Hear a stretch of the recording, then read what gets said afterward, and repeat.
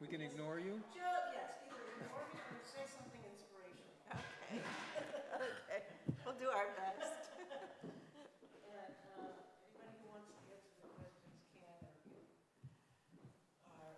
have something that you want to say, go ahead and say it. Great. Because I know you all have something to say. Not necessarily. Oh. Yes, you do. Who amongst you doesn't? Jim's not coming? Well, I think I'll be an audience. I mean, it's just, no, we want you up there. This is it. It's just a very casual thing. Well, I know, but we need an audience. Well, I want to listen. there's an audience, A big you can listen too. You need one of those paper audiences comes like they have. Sherry. Oh, there's one person. Sherry, she's an audience. Sherry's in there. Audience, whoa! Well, we have an online audience. Well, frankly, it's just a real gift to be able to talk with you all anyway, so I'm thrilled. I don't need an audience to feel right. In fact, I feel better without one. Yeah, I'm used to it because I taught, but I'm used to getting up in front of a classroom and just talking All right, then away. I'll listen to you. Yes, they are, because you're talking about them. I take it that's a microphone. Oh wait, what's that? I'm going to ask a couple of questions and you have Oh, that's for the things to ask. video.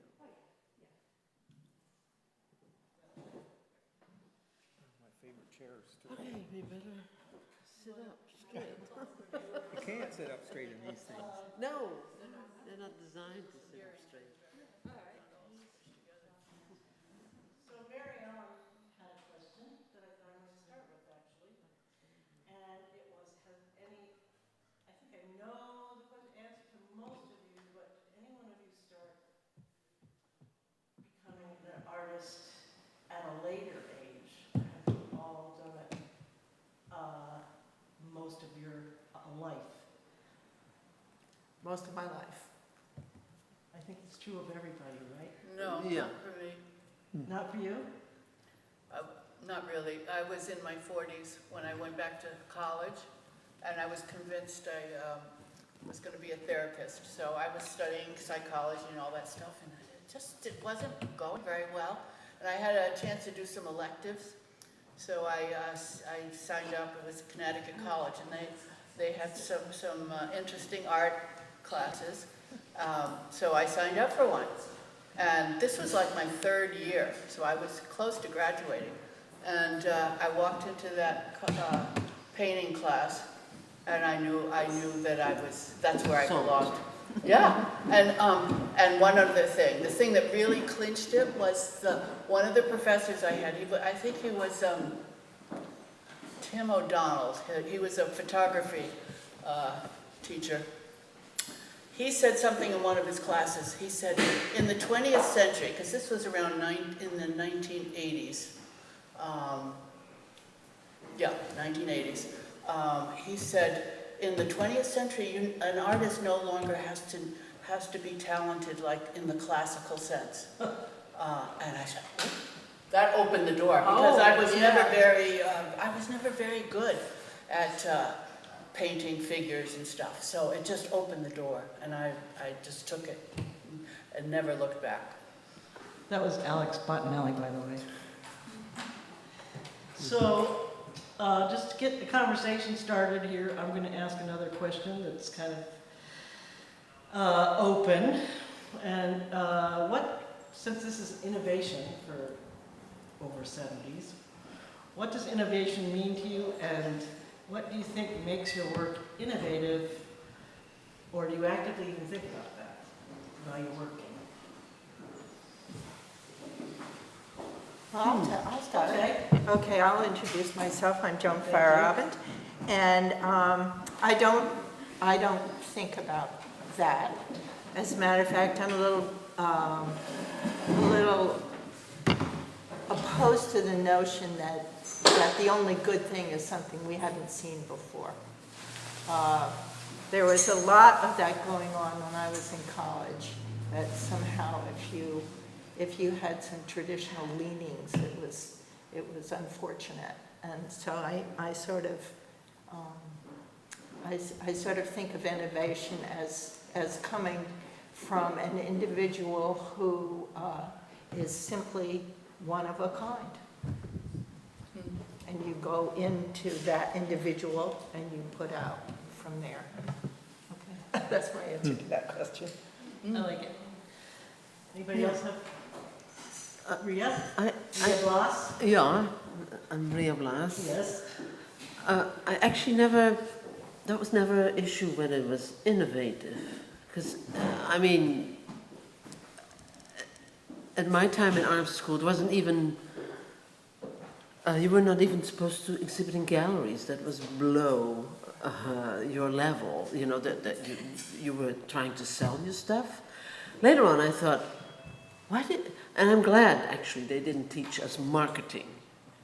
So the whole outside world was sort of, for me at least, very far away. It was more the excitement of discovering matter, as I would like to say, materials that you could work in and that you could create stuff with, whether it was paint or clay or stone or wood. And that was, and to find your way in that and to find what you, and it sounds very narcissistic, but I think it's not a bad way to start. To start. Art is kind of narcissistic because it's all coming from you personally. And you have to, Yeah, but you know, selfish, and I think only, and the innovative for me applies more to the way I'm working now, which is all the good things I learned and loved, how to draw and how to make a portrait and how to, you know, do this and landscapes and watercolor, are out the window, and it's just the paint or the piece of wood that I'm working with that is, and actually, for me, innovative for myself means if it surprises me. Right. That's the only, it might not surprise me 2 years from now, but as Gertrude Stein says in one of her lectures in America, when it holds her attention. That's how Gertrude Stein says it. I think that's a very, Could you say that again? When it holds? my attention. Well, I wouldn't say it like that, but that's how Gertrude says it. So that's my part. well, that kind of almost addresses one of the questions I was going to ask about people, if they felt less pressure to conform to the convention and the traditional stuff that they probably learned or used in art school, say, when they were younger. And you can disregard current trends and think out of the box and use your materials any way you want. You don't have to use them like, oh, you have to put this glaze over this oil, and you can't mix acrylic and pastels together and so on. So I'm assuming that most of us sort of feel the same way you do about freeing ourselves of the materials. Does anybody have anything to add to that? I never knew there were any rules. I never knew there was a box. So that's where I'm still at. I think the reason I ask that is because a lot of people who are trying to actually be quote-unquote viable in the art world may feel like they have to fit a certain way. It certainly helps to promote your work if you stick with one thing. This has been the critique that I've gotten. And there's actually, Julian Schnabel has a movie about Basquiat, and in the early part of the movie, Basquiat asks a friend when he's playing basketball in the outskirts of New York, how do you get famous? And the friend said, do the same thing until you're famous. After that, you can do whatever you want. Unfortunately, I never got famous. Because you're still doing whatever. But you at the want. same time, it would drive me nuts when Ava Gallery in the early days with Francine Vidal, who was great, would sell a lot of my figures and this and that, would call me up and ask for another figure, and I just hated it. Because it stopped the process of exploration, which it's a luxury maybe, you know? I've often said that to myself. It's a luxury, but it's also quite a task, I think, of which I've ran away once. I was never going to be an artist anymore. So, but... Does anybody else think that being famous is a goal? Actually, I have an anti-theme thing. I think that there is a quote that meant a lot to me, to get voices out of your studio, get all the voices, get your teachers out, get the public out, get the money out, get everything out, and if you're really lucky, you leave. And the important thing is that it's not about ego and building a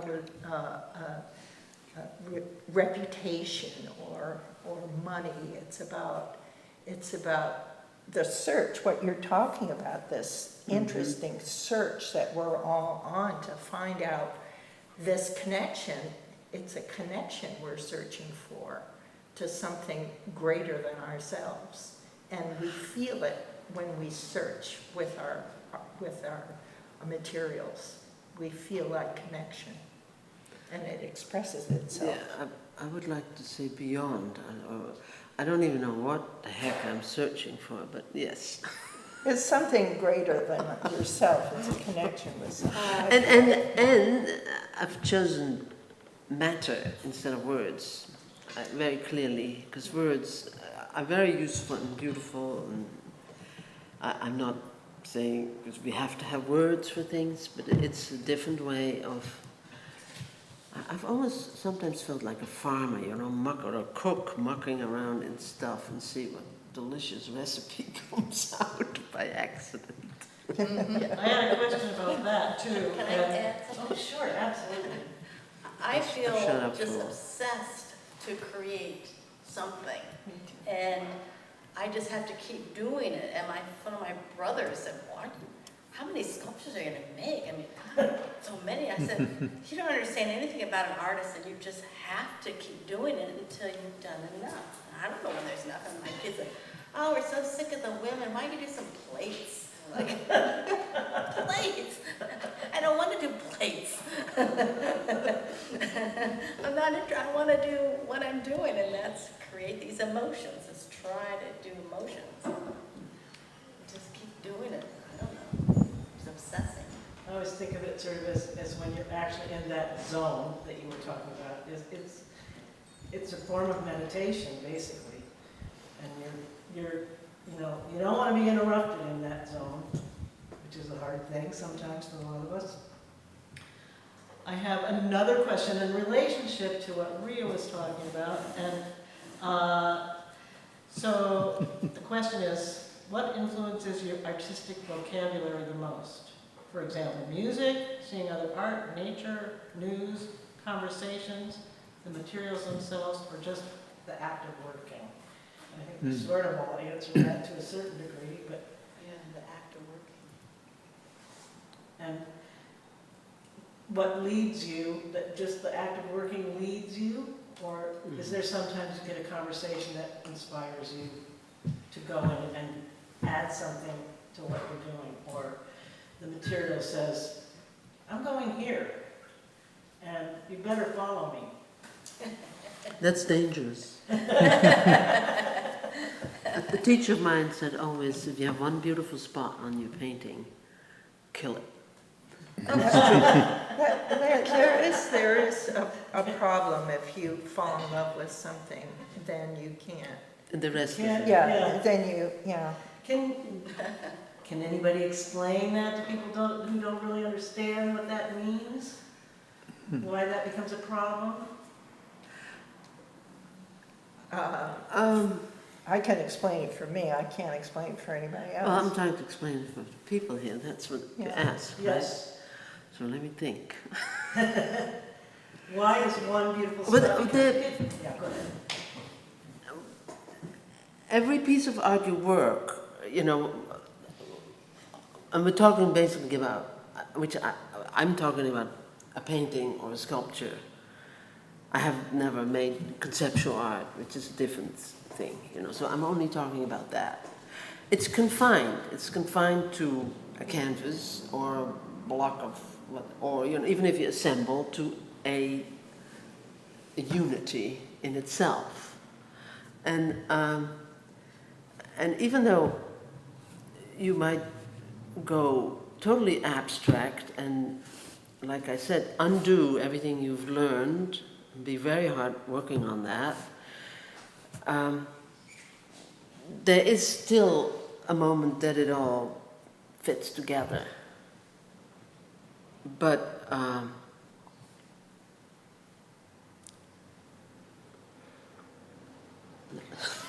So, I have another explanation. yeah, maybe. When it's beautiful to you, you have become an audience to the work. The work, in my experience, is the leader. The work tells you what to do. And if you go, oh, I love that, you've all of a sudden become one of those voices of the audience, and you're no longer being led by the work, you're being led by something that By you something like. outside of yourself. Does anybody else ever have the experience of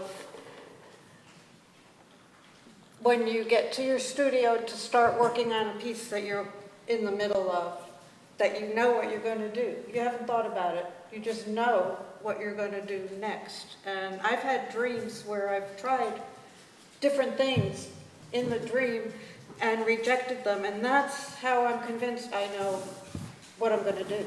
Does anyone else have that experience? Well, I personally have had dreams about things I want to make, and then I go into the studio and it's impossible. But it does lead me somewhere, and I think that's kind of what you're saying, isn't it? Yeah, Similar? yeah, and it's like, well, why didn't I do this, and this? Well, I think I did them in my sleep. And that's how I came to being here.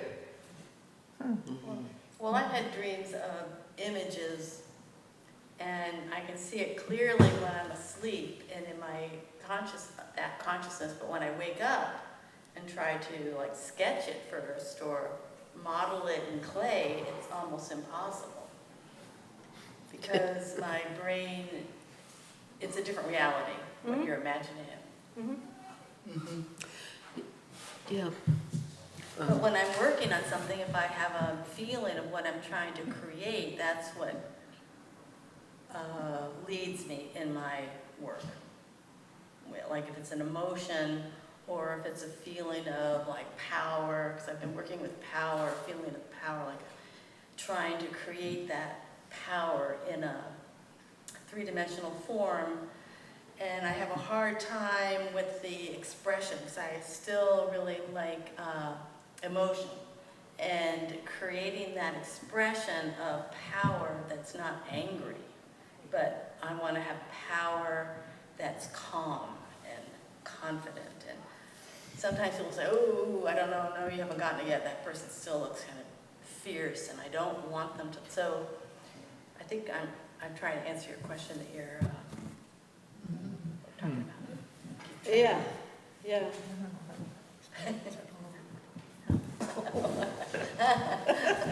I kind of feel like I'm trying to add something here, but I approach my work very differently in that I'm not often, the idea of beauty isn't part of what I think of when I go into the piece, because most of what I do is observe what's going on around me, and I look for the content in what I observe, and then I try to respond to that and make a statement that speaks to what I'm trying to think of. So it's not, in the end, whether or not there's something beautiful about it. To me, it's important that it be executed well. I'm very interested in the process. Yeah. I'm very interested in the end result and the the craft of the process. So I'm always looking for a new process or a new craft or a new skill or a new medium that answers the question that I'm looking at and what I'm trying to respond to. So it's kind of almost, I mean, a lot of what my kind of work, I look at it more from the aspect of a designer responding to a process and responding to a problem that needs to be solved. So first of all, identify the problem and then figure out what is the best approach to go for a solution so that when I make that statement, people can relate to it and respond to it. I don't think that's so different. No.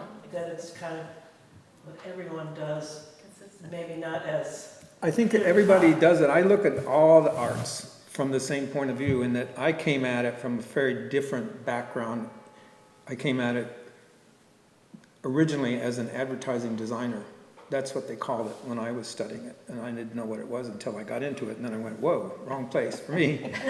But in graphic design, in packaging, in commercial design, every job, every project is a problem to be solved. And there's a series, you lay out the process, and then you know what the end product has to be, and you have to decide what series of events am I going to go through to get to the end product. I see the same way people approach painting, sculpture. Again, whether you're working two-dimensionally or three-dimensionally, you have an idea in your head, and you kind of can see conceptually what you want it to look like, and how do you get there. And that to me is, it doesn't matter, it's all the same, whether it's music or art or dance or. it's true. I don't do that at all. You don't do that at all? I Well, don't do that. I'm not trying to create a product so much. I'm trying to have an experience with a work of art. I used the pendulum for about 30 years to see, where is this all coming from? Where is this, what you're talking about, this desire and so forth. I totally agree with you about the importance of having it be well done and having it be, following procedures that are helpful to create a product that has a life and is going to stay together and so forth and so on. I think that's very important, and skills need to be developed for that. But the creative spirit that you're kind of searching for, and that's sort of an elusive, unword-like thing that drives you is not, for me, it's not really product-oriented. The product is more almost like a book I'm reading or something like that. and I think everybody here agrees that the idea of going into the zone, which is the space you want to be in while you're doing that creating. Right. Again, it doesn't matter what you're making or what you're doing to make it. To go into that space, which I do every day, 8 hours is gone and you don't know where you were. Right. Yeah, there's something that you've been there's a product there at the Right. end of it. Right. But the process that you went through to get there is completely lost in time. I mean, it just, Right. Yeah, that's, I think, what's the thrill of the whole It's very idea of thrilling. yeah. It's very doing thrilling. it. Yeah. Yeah. And then people ask, how long did it take you to make that? I was like, damn if I know, But every day, getting into that zone where you want to be, that's what's important.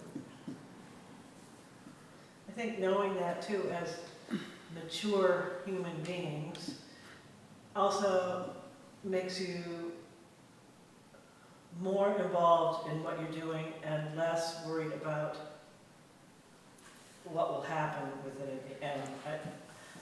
Bill is more out there in the commercial world, but it's still the same same process basically of being in that zone, I think. You know, I'd like to qualify that because for the last 20 years, I've been concentrating on large public art projects. Yeah. And sometimes they can go on for 1 to 3 years. So that I'm focused on coming to a place with a product that I designed 3 years ago. I laid it out, and very often when I do a concept, I don't change it. And that's part of that process because you're responding to a group of people or a place or a set of issues, and you come up with a concept. I normally go with my first gut design, and then I say, okay, how do I make this? And now it might take me 1.5 years to make it. And I have to stay focused on what it was I thought of originally. It's a little different than setting up a new canvas and, okay, I can do It's still anything I about the want. making, though. Yeah, Yeah. it's all about the making. And in the process of that making, each day, that 8 or 10 hours that you're on that, you get lost in that one little process. Yeah. It's like, I have to get over this hump. How do I do this? What's gonna make that work? And to me, that's a whole different interest of mine. That, Well, particularly if you have to produce a product. See, if you make a design and then 3 years later, yes, it better be what you have been hired for. right, 'cause people don't, Or at least, sort of. they said, you were gonna give us this. Yeah, that, you know, in between that course of that year, I might turn out 15 or 20 small little things, you know. I think when I'm happiest is when I'm like doing a birthday card for the grandkids. Because you just sit down and do it, and in Yeah.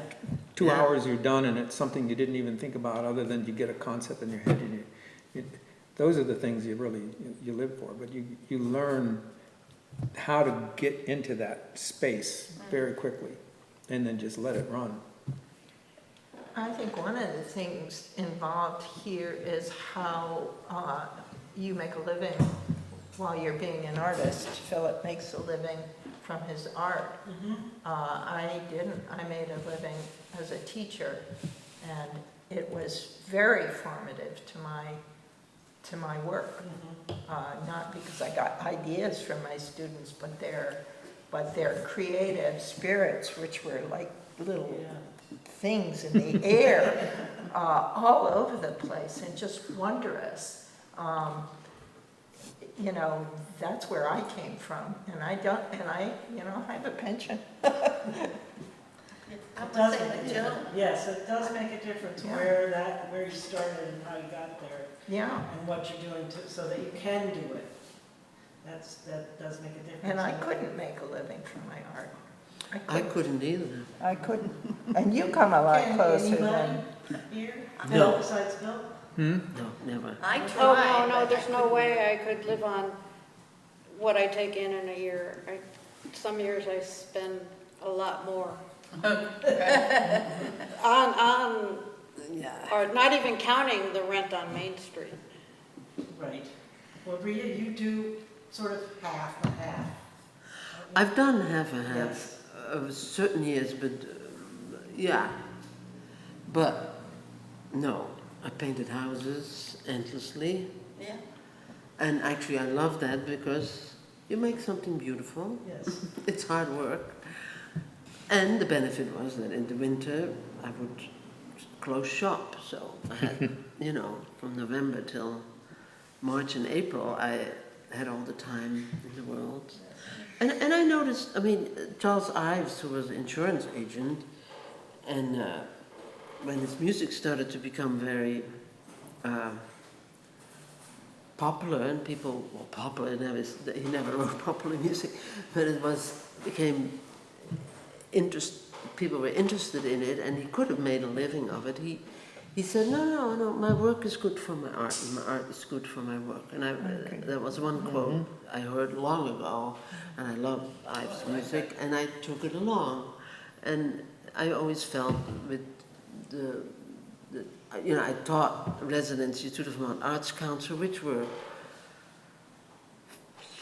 okay paid, but they were, I mean, they put 300 students on you, and could you do something, you know, in 5 minutes? Or so, that's exaggerated. Yeah, exactly. They were hell, you know, but fun.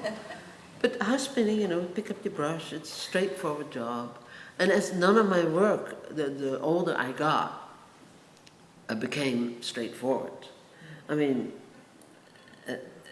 it's the opposite of what Phil says.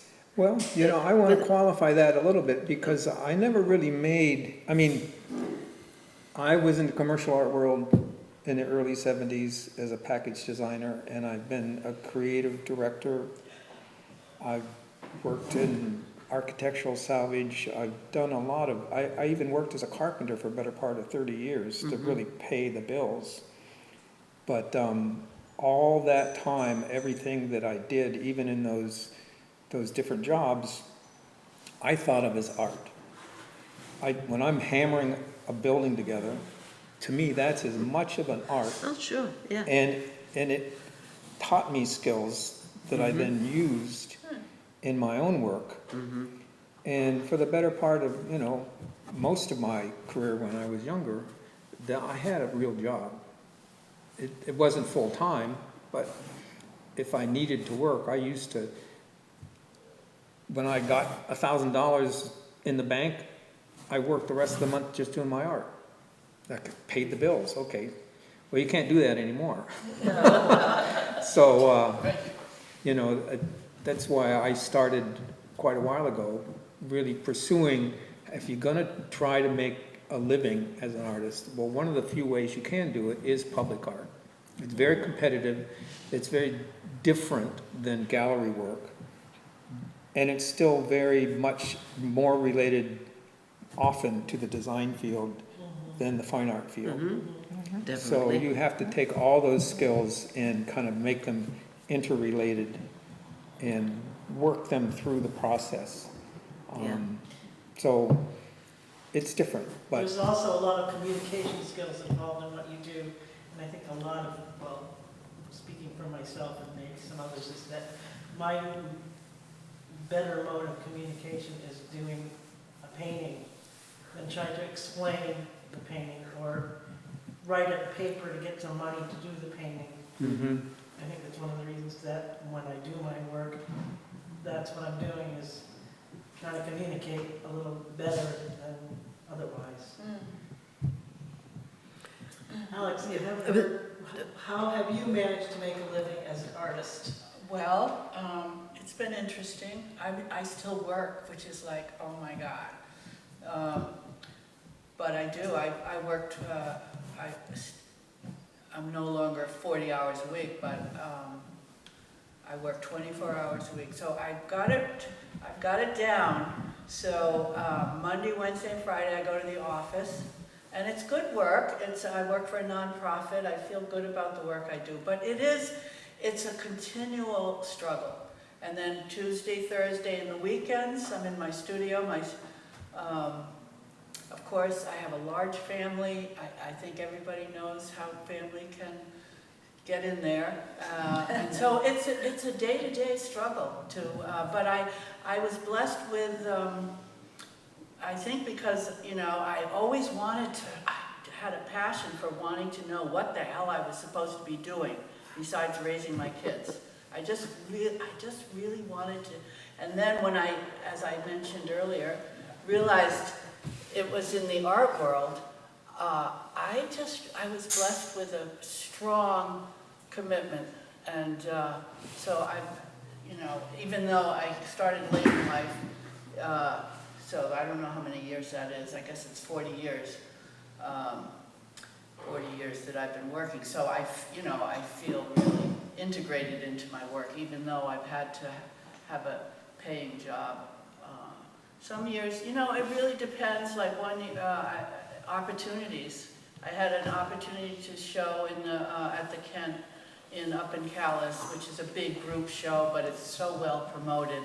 And I sold a lot of work, but it doesn't matter how much work I sell, it's still not enough to make a living, because I work super, I don't know, I try to keep my work manageable price-wise so that regular people could buy it if they really wanted to. I shouldn't say regular people, you know. I Are you thinking normal? I don't think people with this normal It's so income. easy to be politically off-base these days. Yeah, I just, it's a mystery, the whole art world. The practical side of it and the doing, but I do love it, and it's been. I have a more like practical question, having to do with aging. Has anybody had to change their way of working because of physical, emotional, or intellectual challenges that they might have as they get older? Like arthritis, back problems? Do you just power through it? Have you changed how you work? I have to sit down more. Not so much on my feet or on the floor or, you know, I spend a lot of time working at a table, which I didn't used to do. Well, I've cut back on sculpture.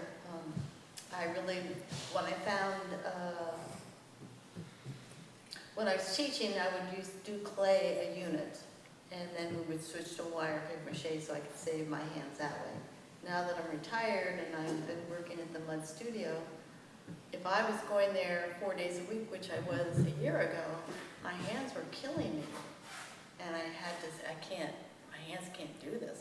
So now, I tried 2 days a week, and now I'm 1 day a week, and even then, still, they don't hurt right now, but I've been wearing my, anyway. You trying to look at some other kind of medium in between that? No, No? I don't want to paint. She used to be a prolific painter. Well, I spent the last year with having surgeries. I had 3 surgeries during the COVID period, and all the work that's downstairs was done during that period.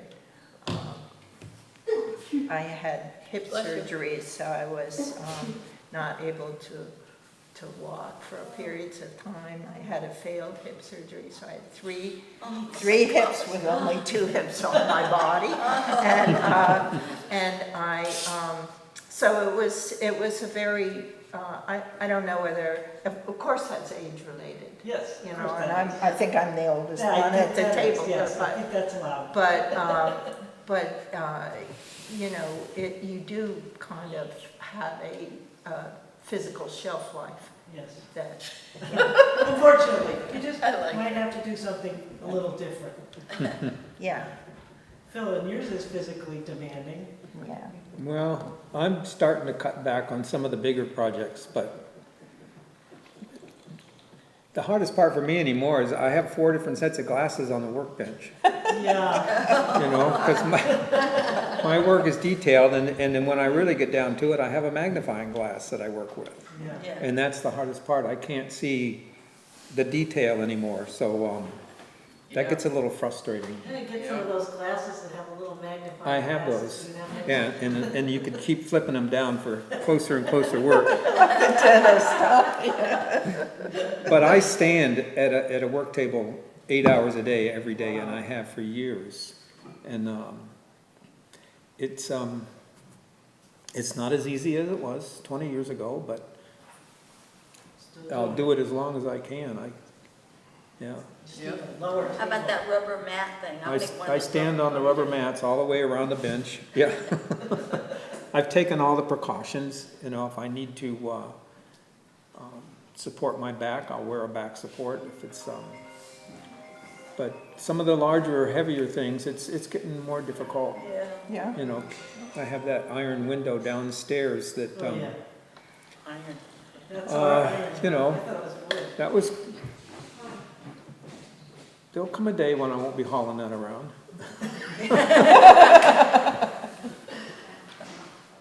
But Yeah, it's you fun. were there with the, The Is that chainsaw. still okay? Well, I actually don't really, I mean, I can go on about all the ailments, but I'm in denial That's good. because it sort of kills the whole conversation. Where are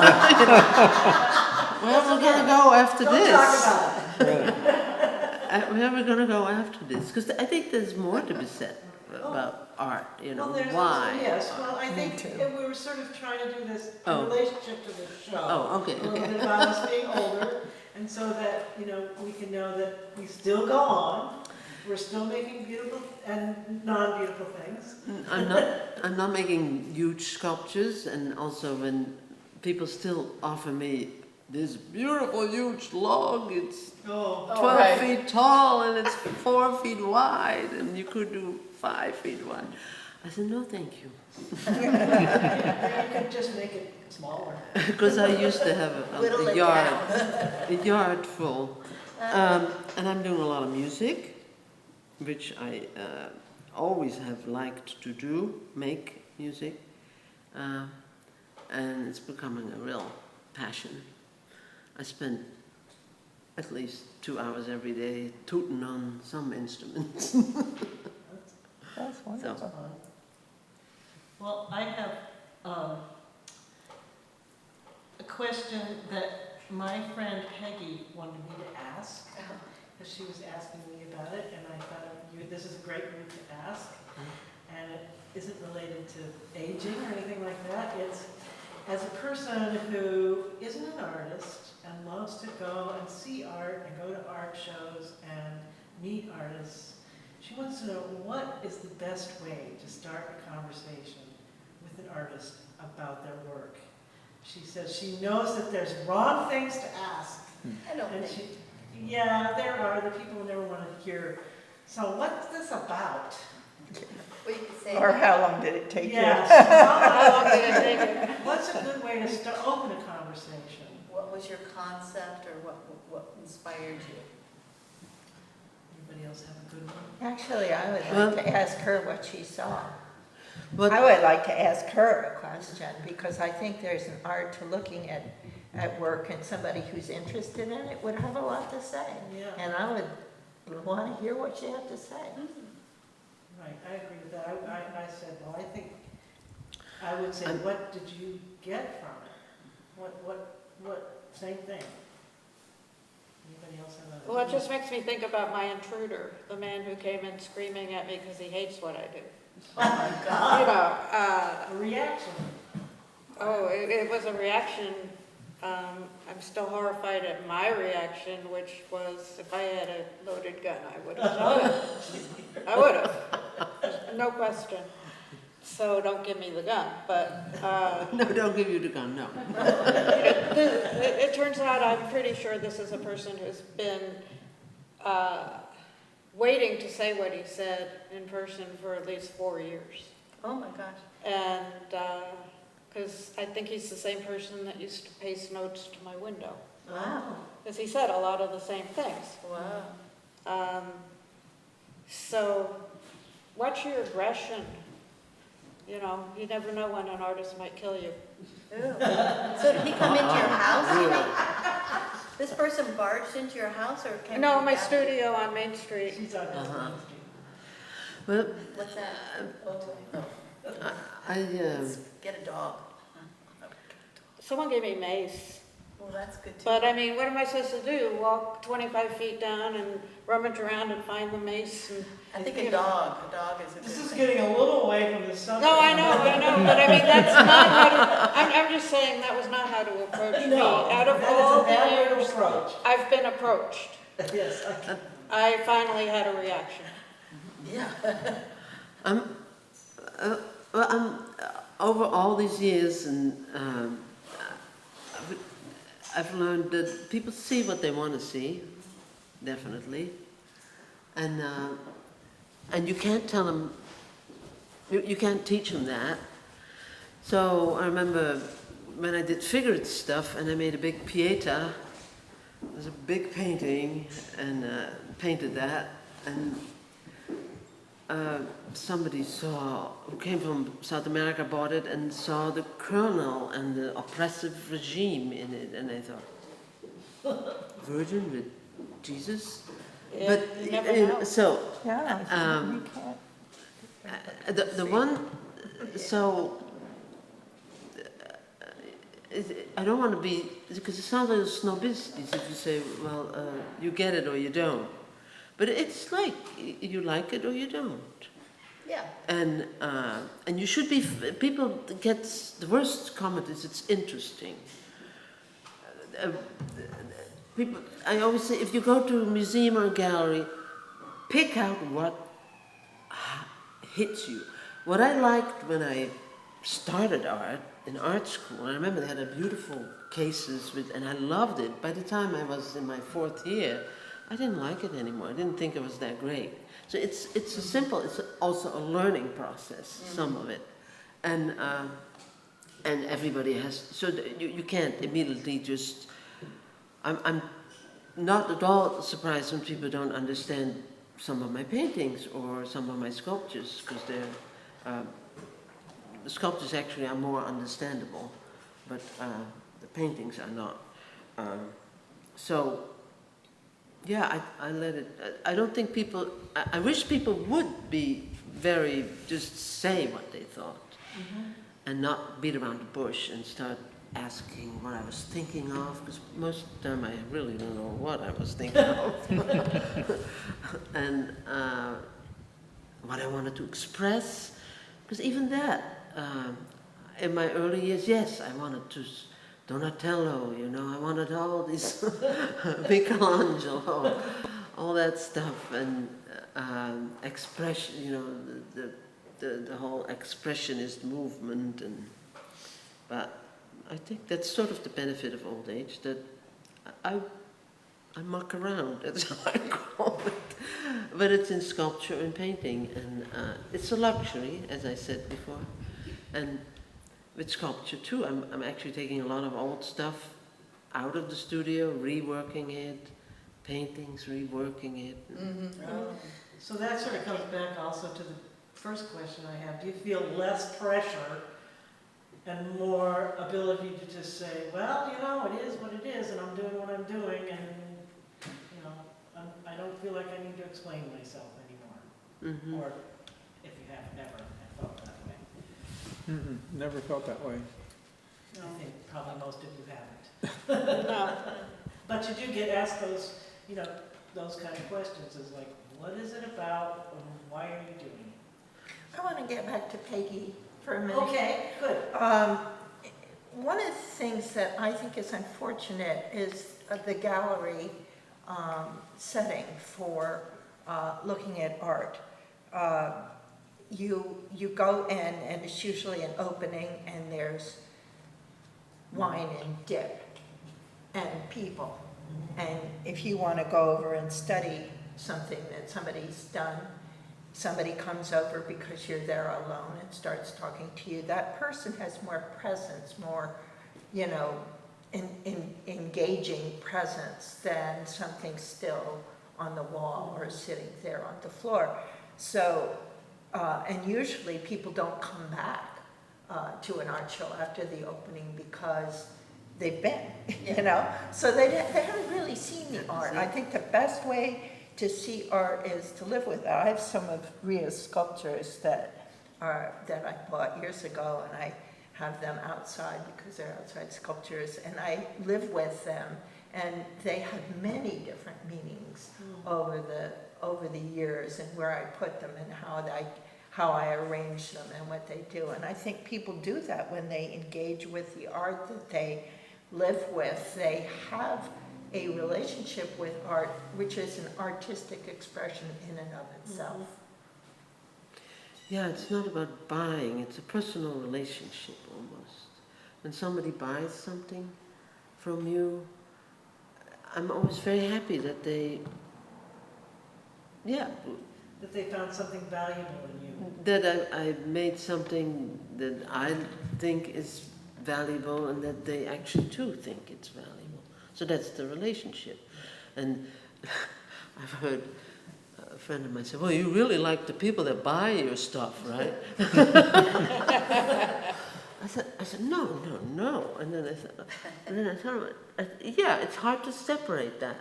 They're like your Unfortunately. children. These things that you create, They're they're like part your of your children. soul. That's right. basically. But it's not the money. It's not the money, because the No. money is really, Yeah, that it's helps, not but- that much, you No. know. I think we're not asking $120,000 for this, or, Oh, you God, know, no. we're I really, don't know what time it is, but are we? It's 10:03. Okay, so does anybody have any inspirational comments that they want to make about being older and being an artist that I think it's interesting being an older artist and having to adjust your creations to your body limitations. Your new body is different than the body you had when you were in your 20s and you could just like stand at the easel. You just stand there 15 hours just on a burn, just early morning till late at night. Now it's like, oh boy, I can't do that. My back hurts or my feet hurt. are just generally getting tired? Yeah, Yeah. or like working with clay. I mean, you could use work with a 25-pound block and you're making this solid thing and then you have to go and hollow it. Now it's like, okay, I'm trying to slab build so it's already hollow. Roll it out and then how to create this form so it's lighter and bigger. It's that limitations or eyesight. I think eyesight plays an important part of how you see your work when your eyes are aging. So if you look at something in the dusk as opposed to during the day, and you don't turn the lights on purpose, you see it differently. So how about positive things you get What as is- you go? I think that's all positive. I think that's all positive. Yes, Well, because you learn to. Because you're do new evolving. things. That's right, you're Yes, still being evolving. creative. Right. Well, one thing about being older and being out of your 40-hour-a-week job, you have more time. I would add that what I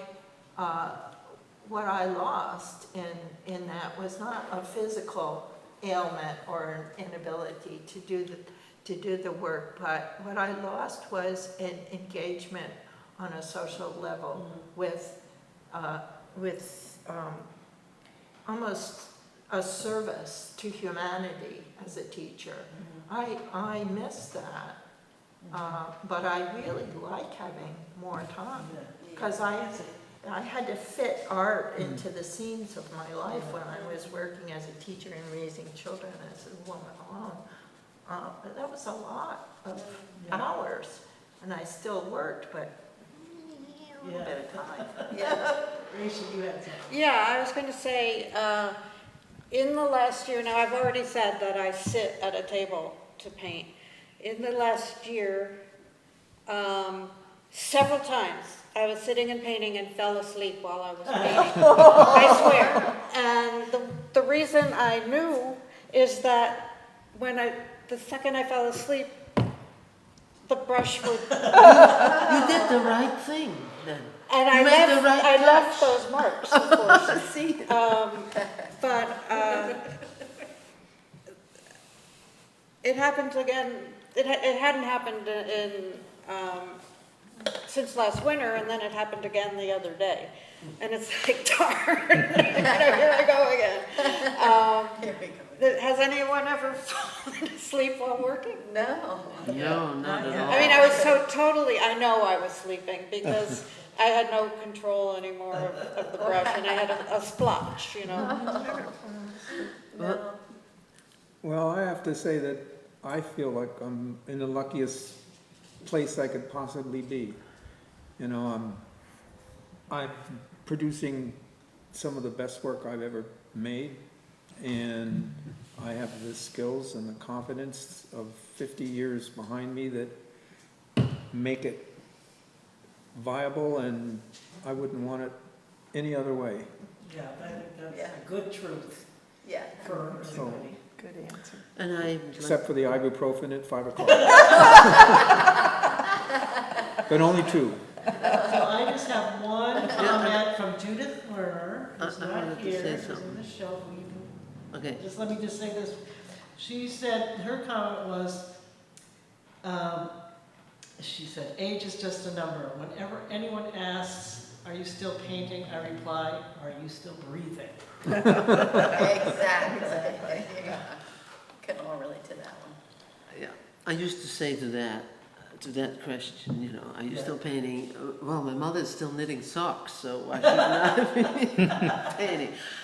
But I just wanted to say, not about myself, but about the time we live in, where art by itself, you know, the whole visual, we've become such a visual, not only virtual, but visual society. And a painting on the wall used to be almost like a window to somewhere. And some of that is replaced by the computer and our virtual reality. So it's still amazing to me that I've often wondered myself why I'm still doing this. You know, you can get any nice picture, you know, copy it, stick it on the wall, and there you go. And but I think because of that, I think it's valuable that we still make art. It's very- Amen. yeah, That's it's it. Definitely. But it's an odd reality we live in, and with what, as an artist, you're doing. You know, at the same time, it gives an enormous freedom. So, Well, I Amen.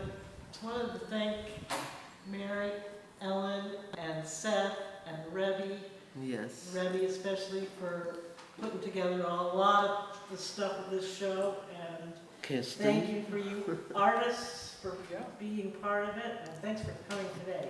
Thank you for moderating. Yes, thank you. All right.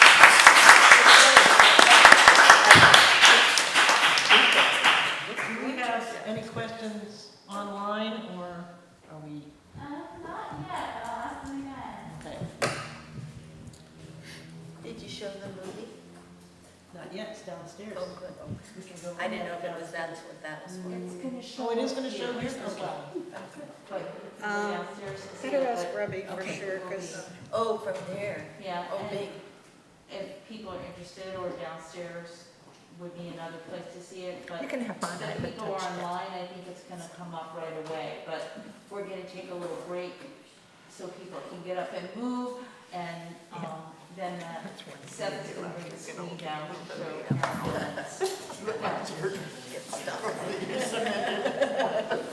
Is there more to this? I think if you want to leave.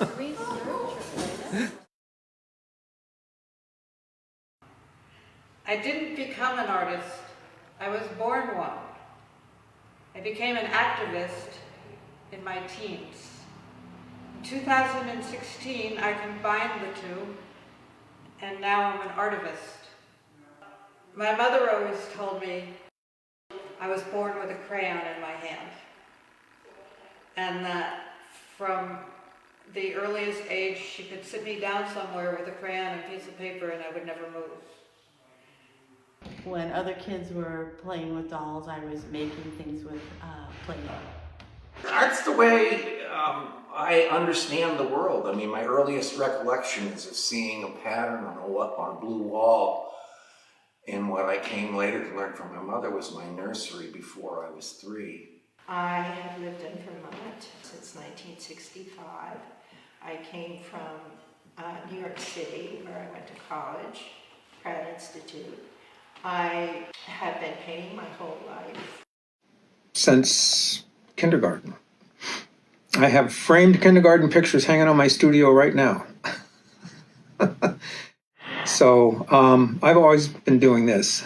I started taking painting lessons when I was 6 years old, and I had my first regional show when I was 12.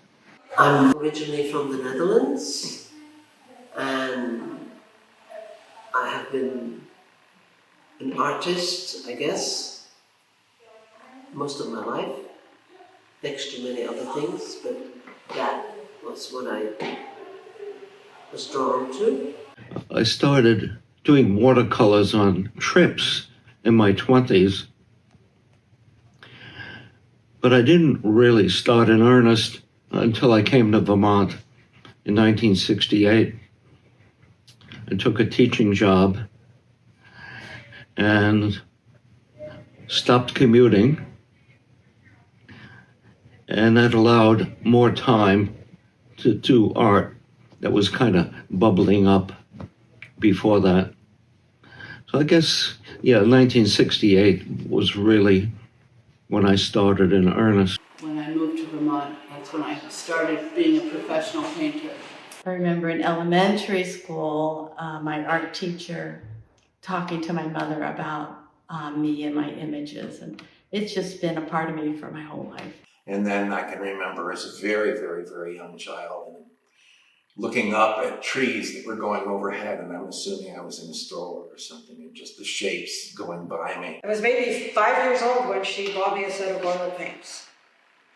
I mean, that was a big deal then, when all those years ago, and little canvases, and I was allowed to paint right on my bedroom floor. It was a hardwood floor, and there was no fuss about, oh, here, put this down, don't make a mess. I just did it.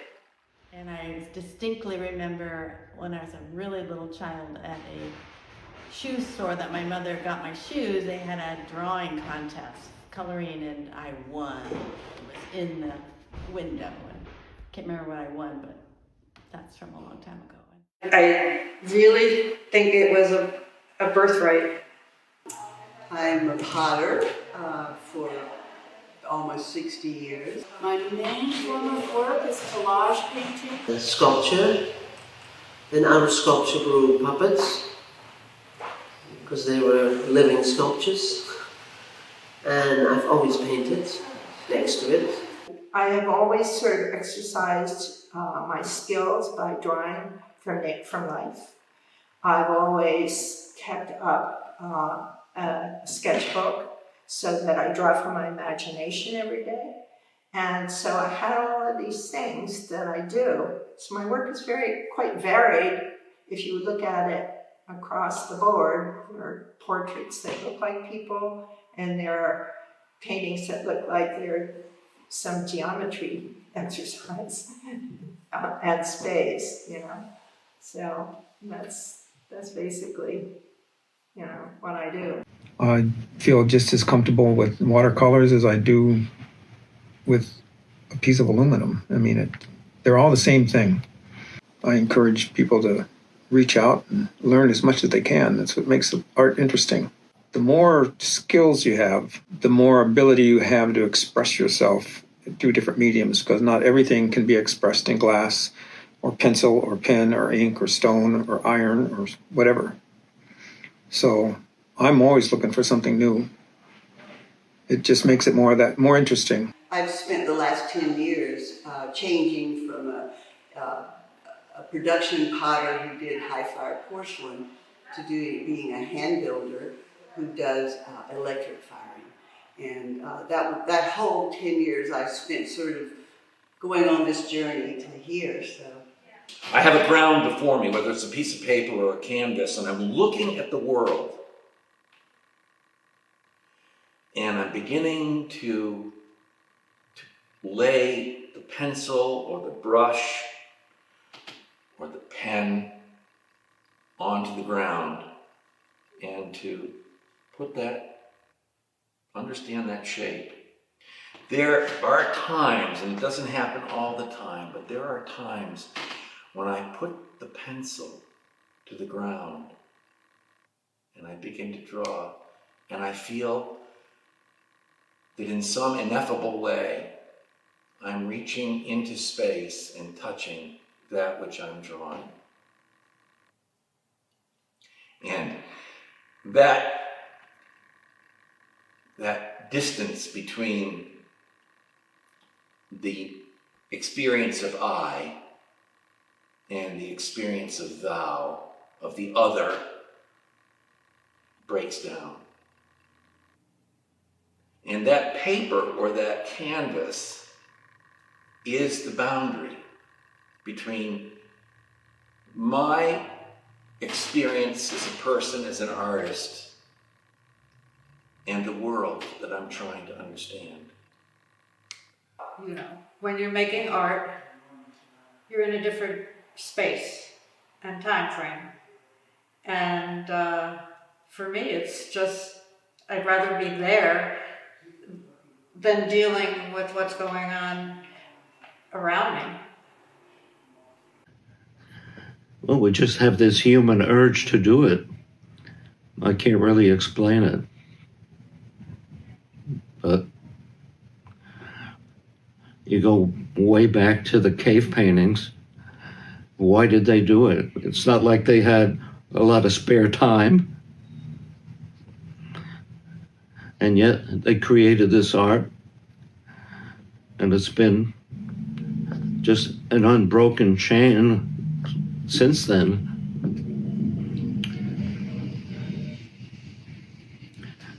And I can't explain why. It's just something you have to do. Someone once said, if you don't do it, you get sick. I'm driven. It's just that I spend all of my time in the studio, so I'm just sort of driven to make these things. And I do it in little sort of segments, one kiln load at a time, and I usually enter that I'm inspired by something. I've done drawings, and I have an idea, and so I set to it. But as I go along, things change and things happen, and it usually is, the finish is not what I set out doing. I usually start with my non-dominant hand just to throw me outside of my skill levels so that I'm not relying on that so much. It's just a joy to be able to get inside that experience of creating. To have a reason to get up in the morning, a studio or a workshop to go to and make things. Self-determination. The ability to lead your life the way you want to lead it, and without anybody telling you what to do. There's nothing better. It's to keep me sane. It is a part of me that you cannot deny. You have to be doing it. And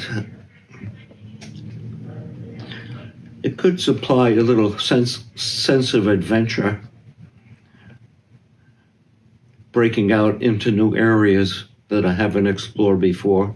That could be exciting. I'm gonna get up and do it. And bad days are days I'm scheduled for other things and I can't do it. It's given me a way to cope with things. For example, 10 years ago when my wife died, that kicked off a whole series of artworks related to her death.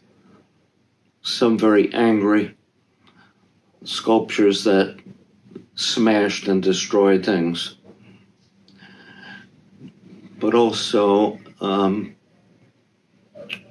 some things commemorating her life, like memorial plaques and a headstone.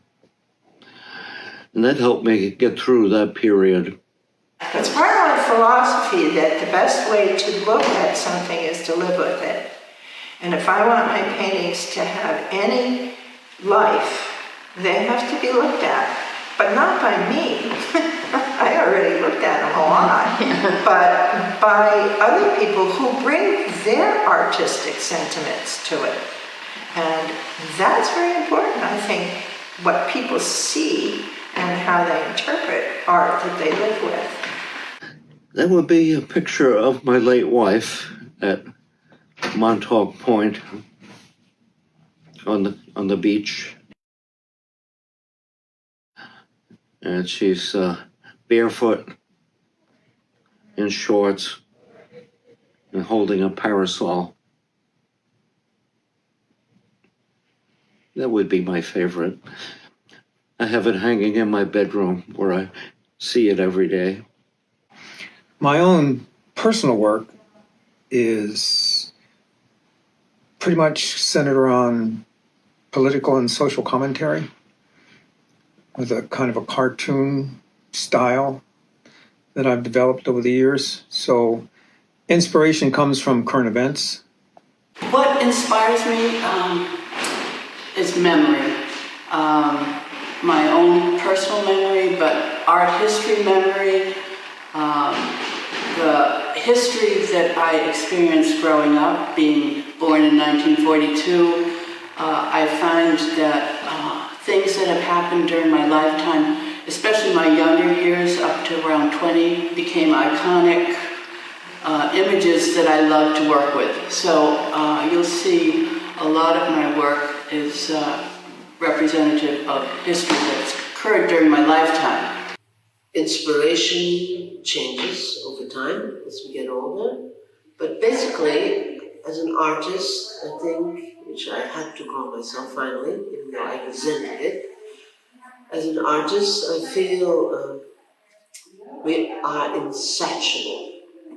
We always look, at least I always look for something that surprises me, something I don't know, but that I like. And I don't know why. And that brings you to many, many things, many strange, but also exciting. As far as inspiration, I don't know, everything is fabulous as far as I'm seeing, looking around, and it's just great, very inspiring. And if all else fails, I have 50 years of sketchbooks where I have sketched pots and things, and then if I flip through there, I'll recognize an inspiration and I'm off and running. So I don't have much trouble finding inspiration. When I see something that's wrong, that I might be an activist and protest about or write letters or something, you know, some people do that. I don't. I make a painting. So I deal with what's wrong. That's my inspiration. I'm always reluctant to use the word inspiration. I believe that everybody has a creative spirit. We both have two sides to our brain, and the creative side is a very active side. And I think it's very important that we exercise that part of our brain. So I do. I draw daily, and I get my inspiration from some mysterious place. I could not tell you where it comes from, it just comes. In Genesis it says that the world was tohu abohu, which without form and void, and that the Spirit moved upon the face of the waters, and out of this tohu abohu came light and life. That's the artist's path of creativity. You really are a co-creator. And to enter into that, when I'm working intently, whether I'm working abstractly or I'm working and trying to understand something that's right there in front of me, or if I'm photographing another person, I always feel that creative process is an expression not of my ego superimposed upon the world, nor is it the presentation of that which I am looking at, because that's other from me.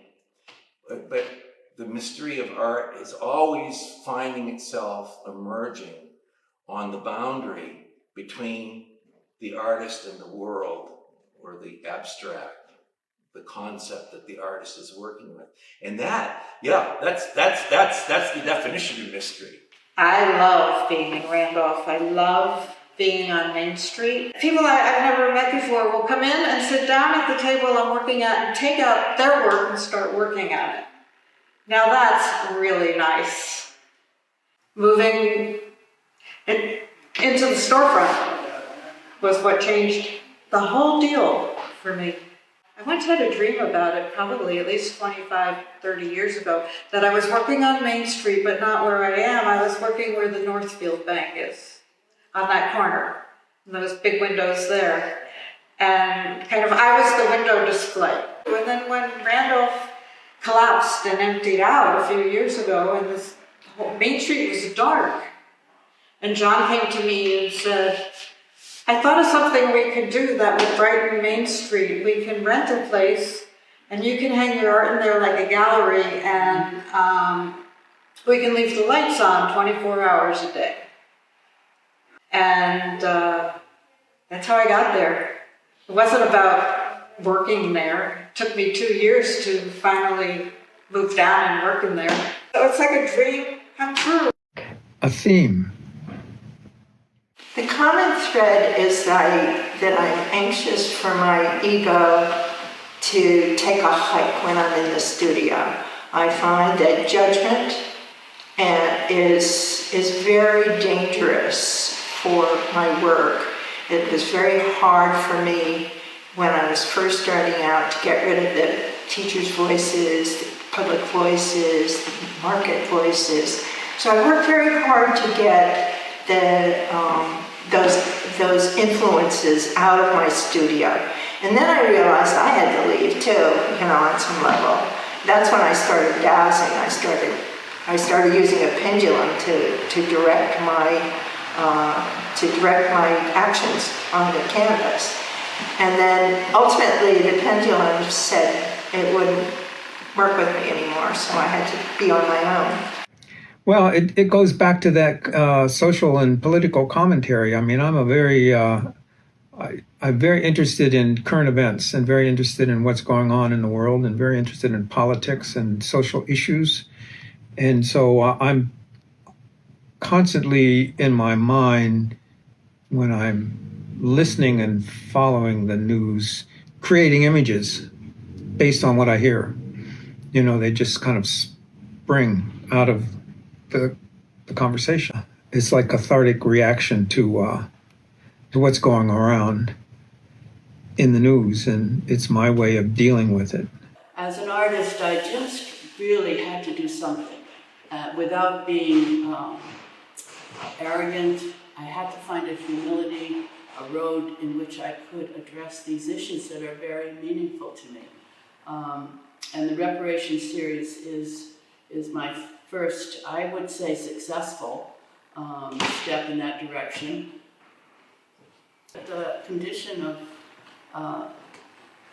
Black and brown Americans as an artist is not an easy feat, especially as a white person who is privileged, is part and parcel of the conditions that we live in right now, and that we're dealing with the inequities that still persist. When I was in my 20s, I did a lot of civil rights work, the sit-ins, so I got an initial experience of civil rights, and that has come into my work recently, thank goodness. I.e. the Reparation series is in this show. This work that I brought is from my COVID notebooks, and I started the day by taking 8 random words from my email because I have been very distressed by the changes in our country, and I have been very upset by what I am understanding the direction the country was going in, and I wanted to do something that was in touch with that, but it was also personal. And so I took these 8 words, and I had this little discipline that I was going to use these 8 words in a sentence or a poem or a question. I like asking questions too. And I had a little rule that I had to use the same tense as if it was a verb, I had to use the same tense. If it was plural, I had to use plural. But other than that, I had to use, and I could use more than one sentence if I needed to. So that started the inspiration. But the painting is not an illustration of the words. Sometimes the paintings came first, sometimes they came afterwards. And never did I try to match them up. I let them match up by date only. Well, there's a thread that runs through a lot of it, but much of it is outside that thread. I think the thread you're talking about is mathematics and geometry. I started doing geometric art when I started teaching math at Vermont Tech back in 1968, and I'm still doing it, and my pieces in this show are geometric, and many of my works are geometric or mathematical. Others are based on celestial themes, which is sort of related to the mathematics, but a lot are completely different. Landscapes and seascapes and trees and animals and people, portraits, self-portraits, portraits of my family and friends. Topics that have nothing to do with mathematics. The 4 pieces that I brought to the show were very playfully done. The first is very much a little bit, if you look at it, it's just the word love. Almost done in a pop art fashion, I guess. I was using colored pencils, and I started using colored pencils with great passion when I was a student at Divinity School. And so, but I rediscovered them, and I used Prismacolor, so there's like 160 different colors. It's not as infinite a spectrum as you have when you're working with paints, but you can blend those colors too. So you have quite a range on the palette. I read a poem by George Herbert, Love Bade Me Welcome. And it's a story, in this poem we get the understanding that for this experience this man had was that he didn't feel deserving of love. And yet love wooed him into life. And that's my story, to be wooed into life. And so I feel that I saw that, I contemplated that poem, and that expression of love is freely done. It looks like it's carefully measured, but it's just freehandly done. I didn't use even very many straight edges, but I didn't use any measuring devices. And you feel love drawing you in, I think. It's a very simple piece. It's a little bit like the 19th century art that we used to see on the walls in farmhouses, home sweet home, whatever. But it's very simple, but it's exploring something that's profoundly mysterious. And then the other things that I have in the show are experiments, really. The last one that I did was that exploration of a more perfect union. How do we relate as a people, one to another, particularly in the United States right now? Some people only vote Republican and some people only vote Democrat. But we're not just Republicans and Democrats. Vermont, which is now a majority Democratic state, there are a lot of Republicans among us, and I love them all that I know. And none of them think the way I do, but none of the Democrats that I know think the way I do either. And we all think about things other than politics as well, and we all have different perceptions on that. I don't know what it feels like for anybody else to feel the inside of the roof of their mouth, their palate with their tongue. Most of us have palates. Most of us have tongues. And so we assume that we know what it's like to experience that for another person, but we don't. If I can't understand something that simple, what a grape tastes like, for another person, how can I assume that I know what it's like to be inside another person's skin, another person's experience? And so to come together, it's a mystery to me that we can ever come together with anybody, because we truly are islands of experience in space-time. It's the exploration of that overlap that a more perfect union explores. If you look carefully at that abstract piece, which is technically, it's not very difficult. And if anybody looks at that and says, I could do that, I agree. Because it's not a technical endeavor. It's an attempt to explore a thought, not an attempt to create something for anyone to look at. So the art that's on the wall, which is beautifully framed by Sherry Vogel at Corner Frame Shop, is an expression of thought, my thought. All the colors of the rainbow, all overlapping, creating a hodgepodge, and you'd think it would be a mess.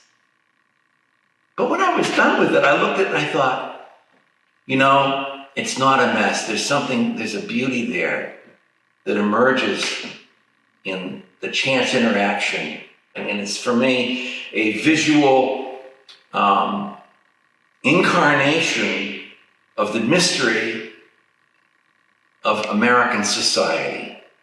We have all kinds of individuals and groups and organizations and people who get together to form this multidimensional unity that we call America.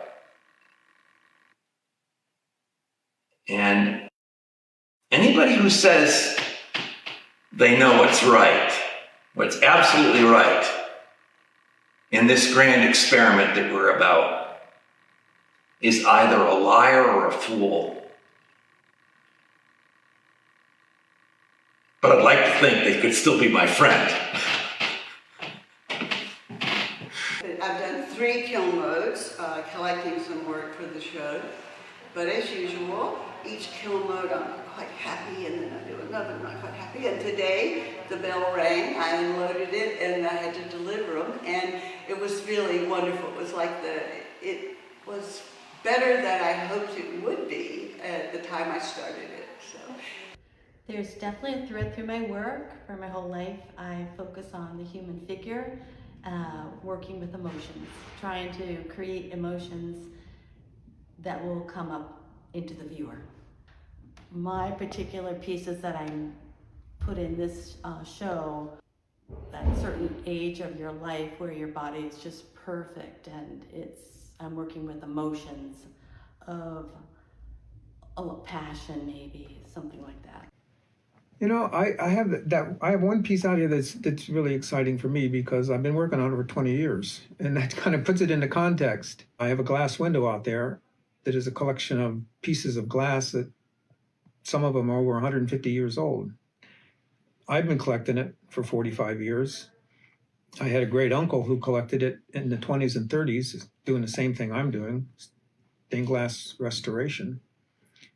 And I had all these tiny little pieces of glass that weren't good for anything. So rather than see them get thrown away, I started letting them into separate panels years ago. And now I have 50 of these done. And this is the first time I've been able to show any of them, so it's kind of fun. It's very exciting to do that. See something that you've been working on for so many years and bring it out of the closet for the first time. Yeah, that's neat. And only after a few years, you know what is worth saving. And I rework work endlessly at my age. There's 3 categories: it's okay, it's good, and then the third is where it had just happened. And those you usually keep. The other ones, they go back in the shop. The thing I've discovered about aging is that the liminal shelf is a bitch.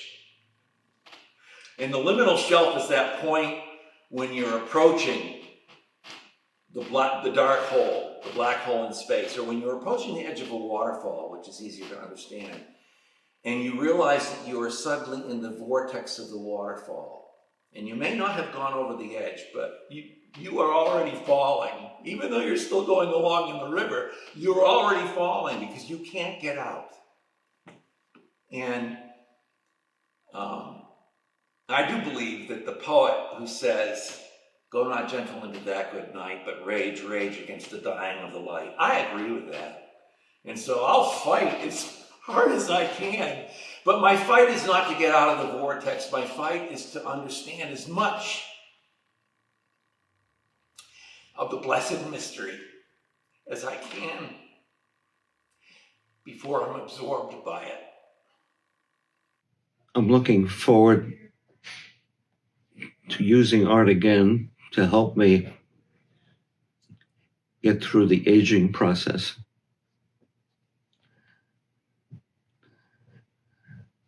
Which is, again, a little hard to cope with. And I don't think I would try to do it without having art as an aid. I don't feel like any age. And I have friends from as young as you can imagine to way older than I am. And it's never been about age. I guess if you're, still kicking at this age, then you've aged well. The flexibility to be able to make art throughout your life is it's just a joy. It really is. I feel very lucky in that respect. You make connections over a long period of time. And also the connections are a mystery to me. Well, I died about 9 or 10 years ago, 12 years ago, I don't know, from wasp stings, an anaphylactic reaction. I was pronounced dead. So I know. And that was how I felt when I was dead. I thought, this is the coolest thing, because now I know. I know that it's painless, and it's easy, and it's comfortable, and there's absolutely nothing to be afraid of. Hopefully some people will still remember my name. Otherwise, I'll have to keep stirring the pot. I was asked to join this show because I'm old enough.